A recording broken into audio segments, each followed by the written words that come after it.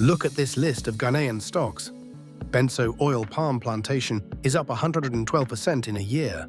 EcoBank Ghana is up over 300%. It's easy to think, wow, I need to buy those. But what if the real opportunity isn't in the hottest stock, but in the one nobody's talking about yet? Let's decode this list like a pro. Undervalued means analysts think the stock is trading lower than its true worth. It's like finding a brand-name sneaker selling for half price in the market.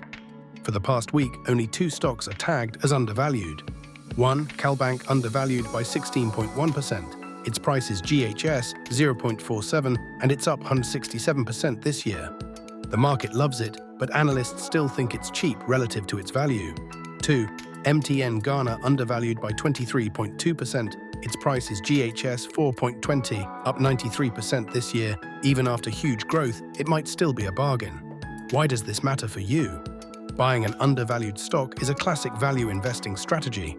You're not chasing hype, you're looking for quality that the market has temporarily overlooked.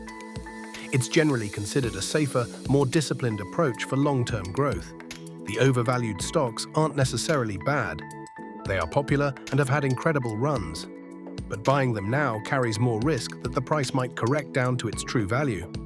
Because you are still listening up to this point, get this free vital facts. Valuation is an estimate. Undervalued is an analyst's opinion, not a guarantee. The price could stay low if the market disagrees. Look for why. Always ask why a stock is undervalued. Is it a temporary issue or a serious problem? The best finds are companies that are both undervalued and growing, like Cal and MTNGH showing strong 1Y gains. This is not financial advice. This is an educational look at a market report. The stocks mentioned are not recommendations.